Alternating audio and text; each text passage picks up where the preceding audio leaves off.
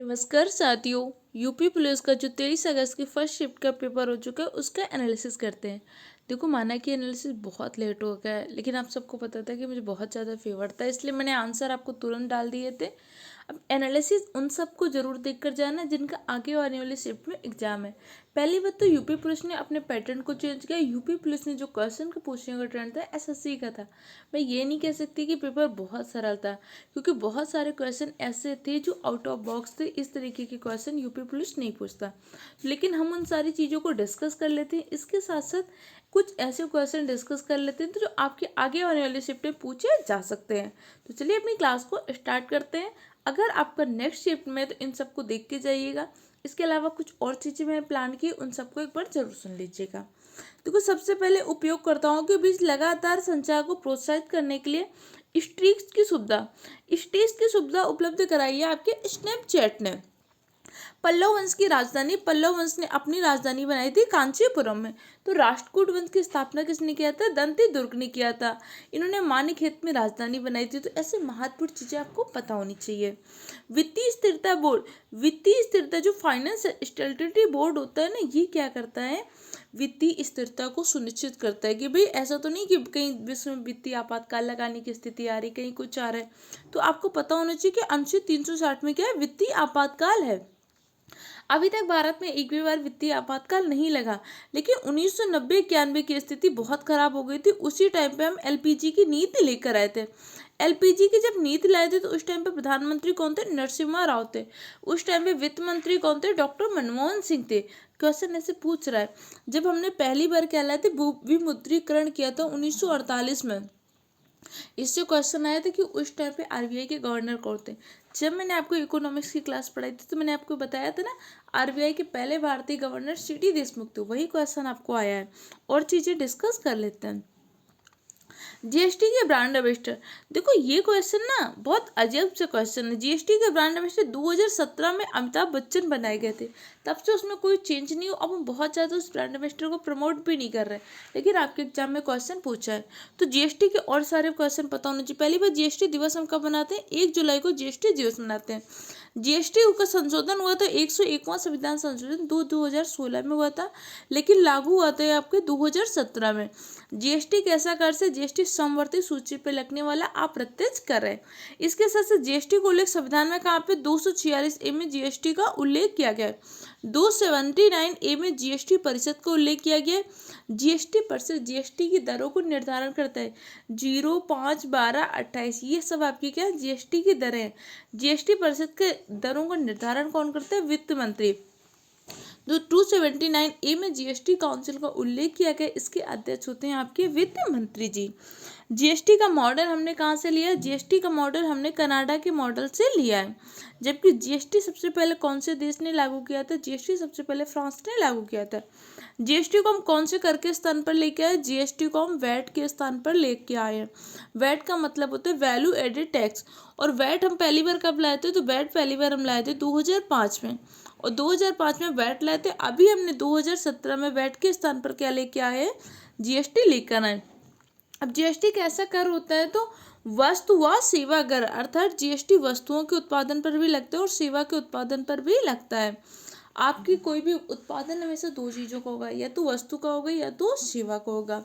अगर आपके लिए वस्तु के लिए पूछेगा तो वस्तु के लिए सीमा है ये आपकी 20 लाख पे। अगर वस्तुओं को उत्पादन कर रहे हैं तो आपकी 20 लाख है।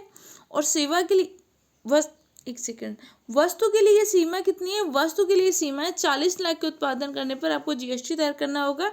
अगर आप सेवा का उत्पादन कर रहे हो तो 20 लाख। तो जीएसटी तैयार करने की न्यूनतम सीमा कितनी है? 20 लाख है। ये जीएसटी का क्वेश्चन आपके एग्जाम में आए, तो हो सकता है और क्वेश्चन आपके एग्जाम में आए। तो जीएसटी से जितने क्वेश्चन बन सकते हैं तो मैंने आपसे डिस्कस कर लिया। देखो, एक बात समझो, एग्जामिनर जो क्वेश्चन बनाता है ना, एक टॉपिक उठाएगा तो उससे जुड़े और भी क्वेश्चन आपको आगे आने वाली शिफ्टों में देखने को मिलेंगे। तो ये जीएसटी की चीज़ें पढ़कर ही जाइएगा। अब अगला क्वेश्चन कह रहा है कि निम्नलिखित में कौन सी अफ्रीका फ्रांस और जर्मनी के मध्य फ्रांस और जर्मनी की मध्य होती है आपकी सीज फ्राइड रेखा। अब आपको और रेखाएं पता होना चाहिए कि भैया 38 डिग्री रेखा किसकी है, 38 डिग्री रेखा किसकी है, तो 49 डिग्री किसके मध्य है, तो भैया 9 डिग्री चैनल कहाँ पे, 10 डिग्री चैनल कहाँ पे है। इसी के साथ यूएसए कनाडा के मध्य कैसे, ये सारी चीज़ें पता होनी। भारत चीन के मध्य मैकमोहन रेखा है। डूरन रेखा भारत पाकिस्तान के मध्य है। तो शून्य रेखा किसके मध्य है, भारत और बांग्लादेश। और बांग्लादेश आपका 3 तरफ से सीमा से घिरा हुआ है। इसी के साथ साथ बांग्लादेश से 3 तरफ से घिरा कौन है, त्रिपुरा। और हम सबसे लंबी सीमा किसके साथ बनाते हैं, हम सबसे लंबी सीमा बांग्लादेश के साथ बनाते हैं। बांग्लादेश के साथ हमारा विवाद कौन सा चल रहा है, ये सारी चीज़ें आपको पता होनी चाहिए। इन सब चीज़ों के नोट्स में लिख के आपको टेलीग्राम चैनल पर डाल दिए, उसको एक बार पढ़कर जरूर चले जाइएगा। अगला कह रहा है कि विदेश व्यापार महानिदेशालय किस मंत्रालय के अंतर्गत आता है, तो जो विदेश व्यापार महानिदेशालय किसके अंतर्गत आता है, तो ये आपका आता है वाणिज्य और उद्योग मंत्रालय के अंतर। अच्छा, हमने छोटे उद्योगों को बढ़ावा देने के लिए कौन सी बैंक खोली थी, सिडबी बैंक। सिडबी बैंक छोटे उद्योगों को बढ़ावा देने के लिए खोली थी, जिसका हेडक्वार्टर है लखनऊ में। इसके साथ साथ बड़े बैंक और industrial development bank of India कब खोली थी, इंडस्ट्रियल डेवलपमेंट इंडिया खोली थी हमने 1964 में। इसी के साथ आयात निर्यात को बढ़ावा देने के लिए हमने कौन सी बैंक खोली थी, एक्जिम बैंक खोली थी 1982 में। ये सारी चीज़ें आपको पता होनी चाहिए। आगे देख लेते हैं। परमाणु ऊर्जा के उत्पादन के लिए सर्वाधिक प्रयोग किसके तत्व का करते हैं, परमाणु ऊर्जा उत्पादन के लिए हम यूरेनियम का प्रयोग करते हैं। यूरेनियम 235 का प्रयोग हम नाभिक के रिएक्टर में करते हैं। अच्छा, नाभिक के रिएक्टर में मंदक के रूप में किसका प्रयोग करते हैं, नाभिक के रिएक्टर में मंदक के रूप में कैडमियम की छड़ों का प्रयोग करते हैं। इसके साथ साथ आपका भारी जल का भी नाभिक के रिएक्टर में मंदक के रूप में प्रयोग करते हैं। भारी जल ही आपका ड्यूटेरियम का ऑक्साइड होता है। और भारी जल की खोज की तो यूरी और वॉशबर्न है। देखो स्पीड थोड़ी सी रहेगी, लेकिन आप इन सब चीज़ों को सुनकर एक बार जरूर जाना। नोएडा उत्तर प्रदेश के किस जिले के अंतर्गत आता है, भैया नोएडा आपको कितनी बार पढ़ाया था, नोएडा आता है आपके गौतम बुद्ध नगर के अंदर। गौतम बुद्ध नगर का जिला मुख्यालय क्या था, गौतम बुद्ध नगर का जिला मुख्यालय था नोएडा। कुशीनगर का जिला मुख्यालय पटरौना। सोनभद्र का जिला मुख्यालय रावर्ट्सगंज। आपके अमेठी का जिला मुख्यालय गौरीगंज। इसके साथ साथ आपको पता होना चाहिए कि भैया उत्तर प्रदेश से मंत्री कितने बने हैं। इस बार की 18वीं लोकसभा में उत्तर प्रदेश से 10 मंत्री बनाए गए। हमारे रक्षा मंत्री राजनाथ सिंह की सीट कहाँ पे, इन्होंने चुनाव लड़ा है लखनऊ से। तो हमारे विपक्ष नेता राहुल गांधी की सीट कहाँ पे, राहुल गांधी ने चुनाव लड़ा था रायबरेली से। छोटे छोटे पॉइंट है, लेकिन आपको याद होना चाहिए। महिला बाल विकास मंत्री इस बार की कौन है, महिला बाल विकास मंत्री बनी इस बार अन्नपूर्णा देवी। स्वास्थ्य मंत्री कौन है, स्वास्थ्य मंत्री है आपके जेपी नड्डा जी। अब अगला क्वेश्चन कह रहा है विश्व डॉग दिवस कब मनाते हैं। देखो विश्व डॉग दिवस हम मनाते हैं 9 अक्टूबर को। ये थोड़ा सा क्वेश्चन कह सकते हैं कि इस तरीके के दिवस नहीं थे, लेकिन जो मैंने आपको पीडीएफ दी थी वहाँ पे मैंने सारे दिवस को लिखा था। अगर आपने पीडीएफ पढ़ी होगी तो चीज़ें आपने कर ली होंगी। जून 2024 तक श्रम गृह मंत्रालय का प्रमुख कौन था। अब आपको समझना है, ये आप सबको आंसर पता होगा कि भैया गृह मंत्री कौन है। गृह मंत्री हमारे अमित शाह जी। ये हमारे गृह मंत्री के साथ साथ सहकारिता मंत्री भी हैं। इसी के साथ साथ इन्होंने चुनाव कहाँ से लड़ा है, इन्होंने चुनाव लड़ा था गांधीनगर से। अब यहाँ पे एक बात समझनी है, करंट आपके जून तक का पूछा जा रहा है, तो आपको जून तक का पता होना चाहिए। तो आपको और मंत्री पता होना चाहिए। भैया रक्षा मंत्री कौन है, रक्षा मंत्री हमारे राजनाथ सिंह। तो वित्त मंत्री कौन है, निर्मला सीतारमण जी। स्वास्थ्य मंत्री कौन है, कृषि मंत्री कौन है, कृषि मंत्री हमारे शिवराज सिंह चौहान जी। सहकारिता मंत्री कौन है, सहकारिता मंत्री अमित शाह जी। विपक्ष के नेता कौन है, राहुल गांधी जी हैं। विपक्ष का नेता बनने के लिए आपको लोकसभा में 10% सीटें प्राप्त करनी चाहिए। अगला क्वेश्चन, इंडियन नेशनल कांग्रेस की स्थापना कब हुई थी। भारतीय राष्ट्रीय कांग्रेस की स्थापना हुई थी 1885 में। स्थापना किसने किया था, ए.यू. होम ने किया था। अब कांग्रेस से क्वेश्चन आए तो अब हो सकता है अगले एग्जाम में क्वेश्चन पूछ ले, भैया जब कांग्रेस की स्थापना हो रही थी वायसराय कौन था, वायसराय था डफरिन। अच्छा, जब कांग्रेस की स्थापना हो रही थी तो 2 मत आए थे, तड़ित चालक का सिद्धांत, एक आया था सेफ्टी वाल्व का सिद्धांत। तड़ित चालक के सिद्धांत का प्रतिपादन किसने किया था, गोपाल कृष्ण गोखले ने। सेफ्टी वाल्व के सिद्धांत का प्रतिपादन किया था लाला लाजपत राय ने। पहली बैठक कब होती है, पहली बैठक में कितने सदस्य भाग लेते हैं, 72 सदस्यों ने। पहली बैठक बम्बई के गोकुल दास तेज पर संस्कृत महाविद्यालय में थी। कांग्रेस के जितने भी महत्वपूर्ण अधिवेशन है पता होना चाहिए, और इसकी पीडीएफ आपको टेलीग्राम चैनल पे देखकर ही जाइएगा। भारत का पहला हवाई अड्डा कहाँ पर स्थित है, भारत का पहला हवाई अड्डा हमने बॉम्बे में खोला गया। अब भारत का पहले तो पता, तो आपको उत्तर प्रदेश की भी एयरपोर्ट पता होना चाहिए। भैया जेवर एयरपोर्ट कहाँ पे, जेवर एयरपोर्ट है आपका नोएडा में। वाल्मीकि एयरपोर्ट कहाँ है, वाल्मीकि एयरपोर्ट है आपके अयोध्या में। चौधरी चरण सिंह एयरपोर्ट कहाँ पे है, चौधरी चरण सिंह एयरपोर्ट है आपके लखनऊ में। ऐसे इंपॉर्टेंट आपको पता होनी चाहिए। भारत में व्यवसाय के लिए जीएसटी के पंजीकरण की सीमा क्या है? देखो, जीएसटी के पंजीकरण की थ्रेशोल्ड सीमा कितनी है? थ्रेशोल्ड सीमा है आपकी 20 लाख। इसमें से 20 लाख किसके लिए होते हैं? सेवाओं के लिए होता है, जबकि वस्तुओं के लिए पंजीकरण सीमा कितनी होती है? 40 लाख होती है। जीएसटी कैसा कर है? अप्रत्यक्ष कर है, जो कि समवर्ती सूची पर लगता है। इस जीएसटी के लिए हमने कौन सा संविधान संशोधन किया था? 101वां संविधान संशोधन। इसीलिए 1 जुलाई को हम जीएसटी दिवस के रूप में मनाते हैं, 1 जुलाई को हम डॉक्टर्स दिवस के रूप में भी मनाते हैं, 1 जुलाई को हम सीए दिवस के रूप में भी मनाते हैं। 23 अप्रैल को कौन सा दिवस मनाते हैं? 23 अप्रैल को हम विश्व पुस्तक कॉपीराइट दिवस के रूप में मनाते हैं। देखो, कुछ इंपॉर्टेंट चीज़ें हैं, उसको हम अलग से पीडीएफ बना के हम डिस्कस कर लेंगे, बस आप उन सबको देख कर जाइएगा और टेंशन नहीं लेनी। जैसा भी एग्जाम होगा कट ऑफ उसी के अकॉर्डिंग डिसाइड होगी। अगर पेपर आपको टफ लगा है तो बहुत लोगों को टफ लगेगा, क्योंकि इस बार जो पुलिस का पैटर्न था इसको उन्होंने चेंज किया है। लेकिन परेशान नहीं होना, सिर्फ आपके लिए चेंज नहीं हुआ। अगर आज कोई यूट्यूब में आके कह रहा है पेपर बहुत सरल था, मेरे तो 150 में 150 सही हो रहे हैं, तो सब गलत बोल रहे हैं। देखो, पेपर हॉल में इजी चीज़ें भी मिस्टेक होती हैं, ये सारी चीज़ें आज बाहर करने में आपको कन्फ्यूजन हो रही। अब यही पंजीकरण की सीमा आज ही आपको बहुत आराम से लग रही, लेकिन जब एग्जाम हॉल में आई तो यही क्वेश्चन टफ लगते हैं। तो ज़्यादा आपको परेशान नहीं होना, कोई भी चीज़ें परेशान नहीं होनी, जो हो रहा है अच्छा हो रहा है, आप जो करके आए हैं बहुत अच्छा। देखो, ये दुर्भावना वाली टाइप का इसके लिए क्या होता है, इस वजह से मिसिंग होती है इसका क्वेश्चन, लेकिन इसका आंसर देख सकते हैं, हो सकता है कि मिसिंग भी दिया जाए। तो इसका आंसर को एक बार हम देख लेंगे, बोर्ड क्या मानता है। क्रोएशिया गणराज्य की राजधानी क्या थी? क्रोएशिया गणराज्य की राजधानी थी जाग्रेब। तो भैया आपको पता होना चाहिए नीदरलैंड की राजधानी क्या थी? नीदरलैंड की राजधानी एम्स्टर्डम। इसकी अलग से पीडीएफ आपको मैंने डाल दी, उसको जरूर पढ़कर चाहिए। आतंकवाद से लड़ने और सूचना करने में, देखो आतंकवाद का सफाया करने के लिए हमने क्या किया है, एक संगठन बनाया है जो सुरक्षा एजेंसी एक दूसरे को सूचना देती हैं। इससे क्या होगा, आतंकवाद का बहुत बेटर तरीके से सामना कर सकते हैं। भारत के किस पड़ोसी देश को थंडर ड्रैगन की भूमि कहते हैं? थंडर ड्रैगन की भूमि कहते हैं भूटान से। तो आपको पता होना चाहिए भैया भूटान सीमा किससे किससे से बनाता है। इसके साथ पता होना चाहिए गोल्डन पैगोडा कंट्री किसको कहते हैं? गोल्डन पैगोडा कंट्री कहते हैं म्यांमार को। तो नेपाल को क्या बोलते हैं? नेपाल को हम बफर स्टेट कहते हैं। बांग्लादेश, आप बांग्लादेश में अभी आपको पता है क्या हुआ था? शेख हसीना जी छोड़कर चली गई थी, इसके बाद नया वो हुआ था। तो बांग्लादेश से जुड़े हुए इंपॉर्टेंट चीज़ें पता होना चाहिए।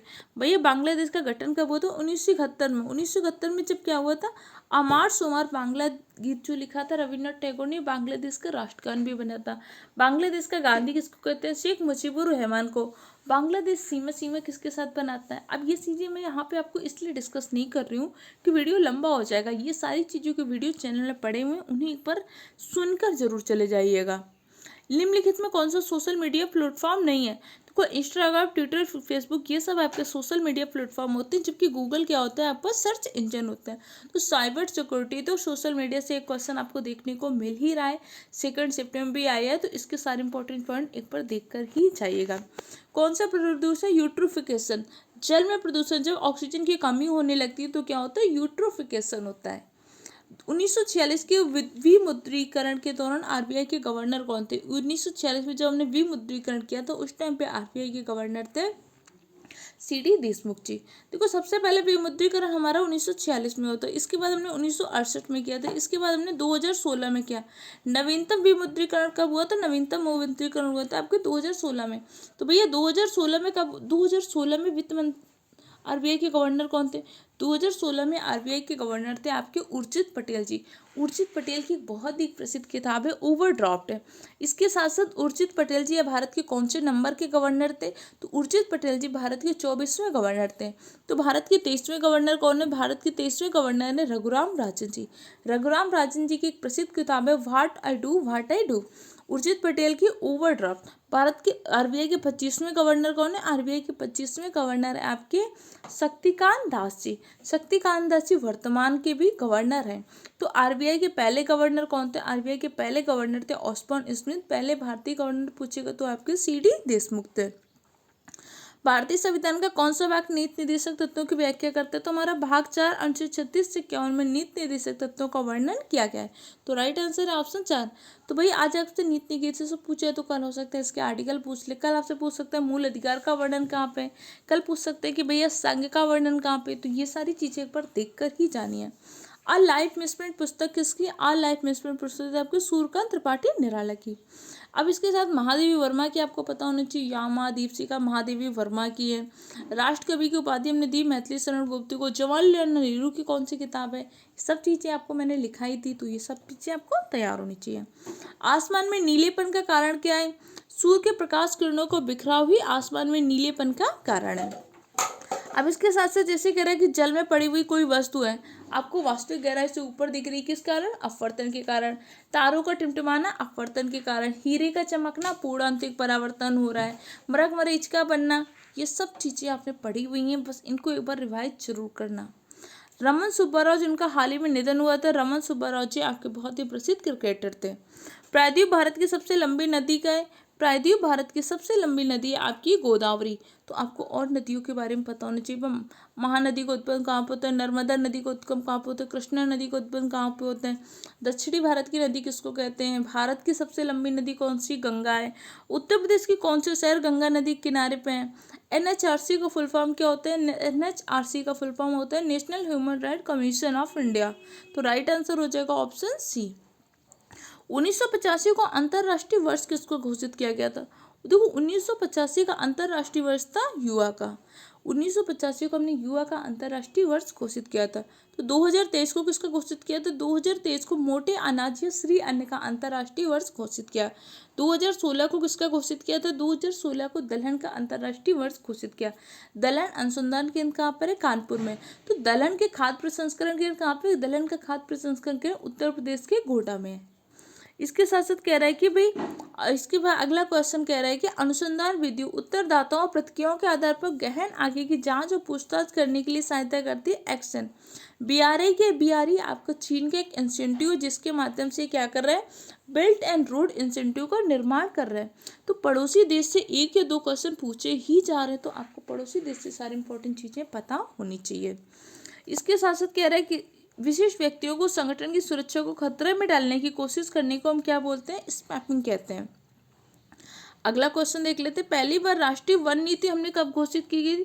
पहली बार राष्ट्रीय कृषि नीति घोषित की गई थी आपकी 2004 में। अंतर्राष्ट्रीय मानवाधिकार आयोग को मानवाधिकार परिषद कब बनाया? देखो अगर पूछेगा मानवाधिकार आयोग को 1993 का एक्ट आया था, लेकिन मानवाधिकार परिषद की गठन किया गया 2006 में। हमने मानवाधिकार परिषद का गठन किया था। अफ्रीका के आर पर दौड़ लगाने वाली व्यक्ति, देखो अफ्रीका के आर पर दौड़ लगाने वाली व्यक्ति का कंफर्म नहीं समझ में आ रहा है। इसका आंसर राइट आंसर क्या होगा ये बोर्ड डिसाइड करेगा, इसको हम बाद में देख लेंगे। भारतीय कृषि अनुसंधान परिषद ने बासमती किस्मों को किस देश के खिलाफ कानूनी कार्रवाई की थी? ये क्वेश्चन जब मैंने आपको चावल अनुसंधान के राष्ट्रीय चावल अनुसंधान का अंतर्राष्ट्रीय चावल अनुसंधान केंद्र के बारे में बताया था, तो हमने इन सब चीज़ों को बहुत अच्छे से डिस्कस किया था। वर्ली चित्रकला कहाँ की? वर्ली चित्रकला आपकी महाराष्ट्र की। वर्ली चित्रकला अगर महाराष्ट्र की है तो पूछ सकते हैं कि भाई आपकी पिथौरागढ़ कहाँ की है? पिथौरागढ़ आपको पता होना चाहिए। तो आपको पता होना चाहिए पटोला कहाँ पे है, कलमकारी कहाँ पे, ये सारी चीज़ें आपको पता होनी चाहिए। इसके साथ चिकनकारी आपकी लखनऊ की है।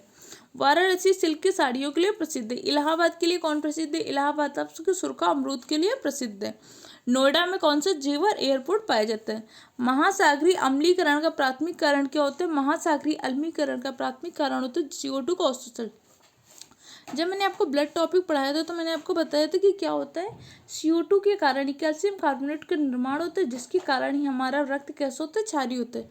जब बहुत ज़्यादा CO2 का अवशोषण होने लगता है तो क्षार कम होने लगता है, जिससे क्या होता है चीज़ें अम्लीय हो जाती हैं। तो चीज़ों को हमने डिस्कस किया। एक दो क्वेश्चन है उसका मैं डिटेल एनालिसिस आपको अलग से कर दे दूँगी। एक दो क्वेश्चन में थोड़ा सा कन्फ्यूजन उसको हम अलग से देख लेंगे। बाकी इन सब चीज़ों को देखकर सुनकर जाइएगा। अगले शिफ्ट में कैसे क्वेश्चन बनेंगे वो मैं आपको टेलीग्राम चैनल में कुछ नोट्स लिख कर डाल दूंगी, उन्हें जरूर देख कर जाइएगा।